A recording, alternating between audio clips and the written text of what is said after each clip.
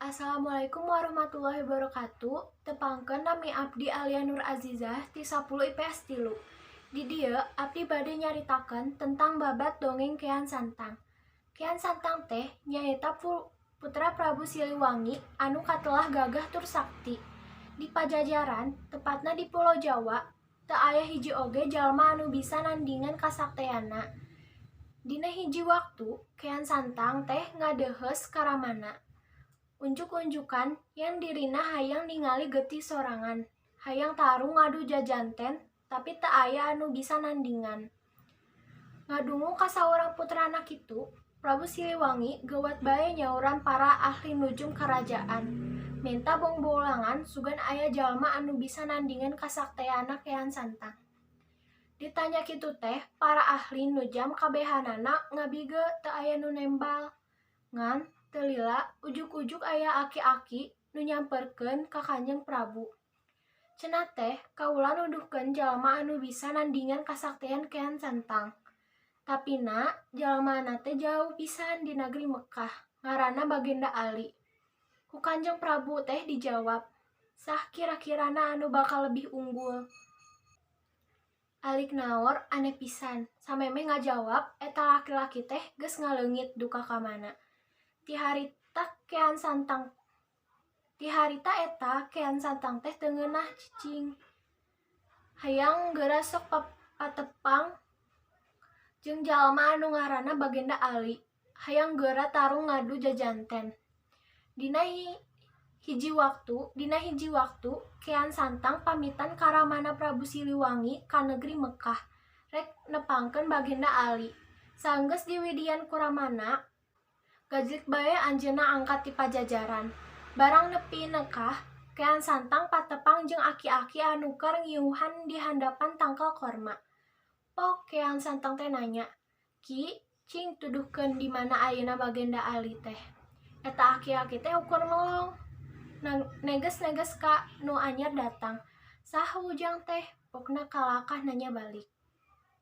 "Kaula teh Kean Santang ti Pulau Jawa. Kaula hayang tepang jeung Bagenda Ali," cenah anjeunna teh. "Jalma sakti kaula hayang ngadu jajanten." Kitu. Yu atuh tuturkeun Aki," ceuk eta aki-aki teh. Tapi kakara oge sababaraha lengkah, aki-aki teh pok nyarita. "Ai iteuk Aki tinggaleun, ujang." Kean Santang geuwat balik deui, masuk rek nyokotkeun iteuk. Ari iteuk si Aki teh nancep deket tangkal korma. Barang eta iteuk dicabut, karasa pageuh pisan. Kean Santang nyambut deui beuki bedas, angger bae teu kacabut.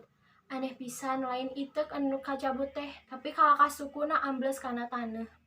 Iteukna teh angger teu bisa kacabut, manehna boga curiga yen aki-aki nu boga ieu iteuk teh tangtu lain jalma samanea. Keur kitu, aki-aki teh geus aya di gigireun. "Saha saenyana andika teh, Ki?" ceuk Kean Santang. Si Aki ukur seuri ditanya kitu teh. "Ya kaula anu diteangan ku andika teh, kaula Bagenda Ali." Ngadenge kitu, manehna teh taluk sadar yang kasaktian dirina ukur satungtung buuk upama dipandingkeun jeung elmu kawedukan Bagenda Ali. "Kaula taluk sumera diri hoyong guguru ka Kanjeng Baginda," ceuk Kean Santang teh.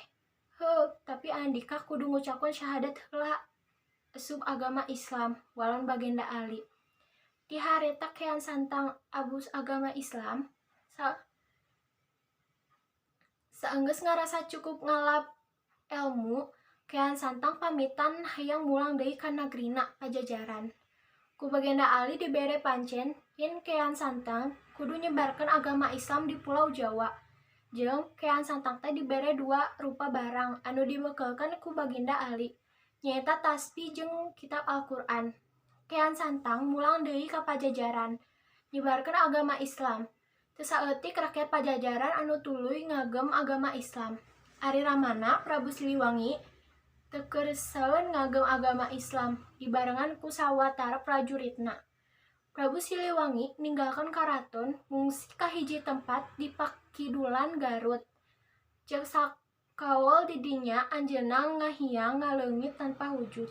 Ari para prajuritnya minda rupa jadi mau. Mungkin sakitu wae anu bisa abdi caritakeun. Mohon maaf bila ada kesalahan. Hatur nuhun. Wassalamualaikum warahmatullahi wabarakatuh.